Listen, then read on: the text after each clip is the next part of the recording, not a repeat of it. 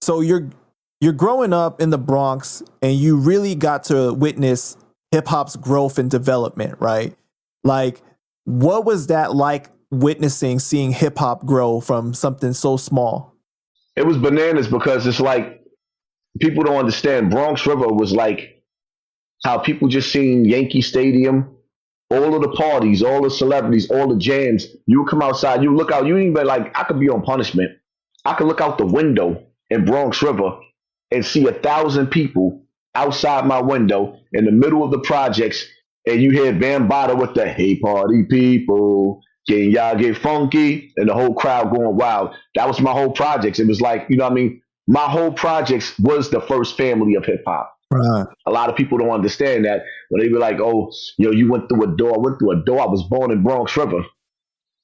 No other projects represented rap music, hip hop like Bronx River. Nobody, except for Sedgwick Ave, and even still with them talking about Sedgwick over there with Cool Herc. It wasn't as big as Bronx River. I'm sorry.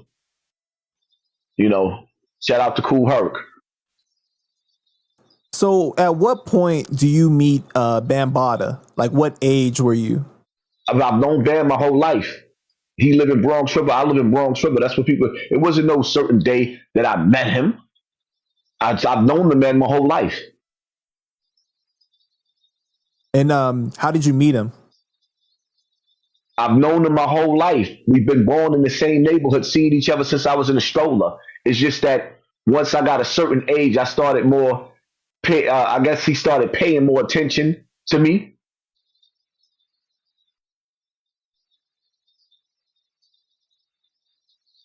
I mean, for the most part, at some point in time in my life, my mother kept me from going outside. So when I would actually go outside, I would be going outside, going to the store. So I would that would get me my free time, or I'll be going to the community center in Bronx River where I'm supposed to be doing my homework and they never doing my homework. So you see all the basketball players, you see the rappers coming in there, you see Bam having the meetings in there. So pretty much, because my mother allowed me to go outside, but didn't allow me to go outside, she was strict. I used to have to maneuver my way around to figure out where I wanted to go, how I wanted to do it, and whether I was going to get in trouble. Because when we was growing up and you went outside, that pole light, it was a light at the pole. When that light cut off, you better be upstairs, and my mother be able to. She better be able to look out the window and see you in front of the building. Right. Yeah, that's definitely was the rule for a lot of us growing up. You got to be home before them lights turn off, bro. So it's really important to me to get your story out there, but we know how YouTube is. When you say certain keywords, when you know what I mean, they flag your video, they deem it not suitable, and they suppress it. But in regards to Bam, you've made serious claims about him. And what age did that start to happen for you? 12. I done told people 1,000 times over, but then they sit up there and they take it to 15 and say you was 18. I was in jail at 18.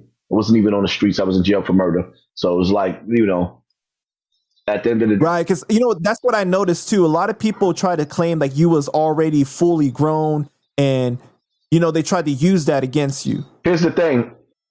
And I don't think you should. I'm gonna be honest with you.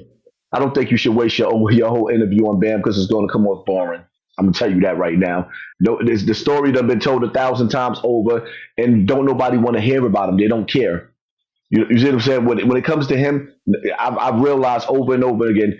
That's why everybody tried to keep me talking back into him. If I'd have kept on talking about Bam, I wouldn't have been able to tackle some of the other topics that I was tackling, like all the troubled young boys, everybody, all these young boys drilling and killing, but nobody asked the question, what happened to them that made them hate life so much that they would throw their life away and kill somebody on camera? It's the same thing that happened to me. They're not going to tell it, though.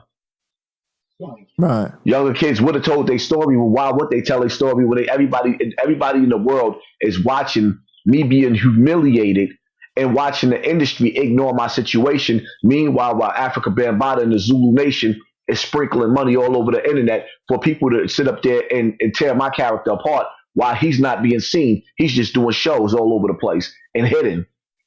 He's hiding.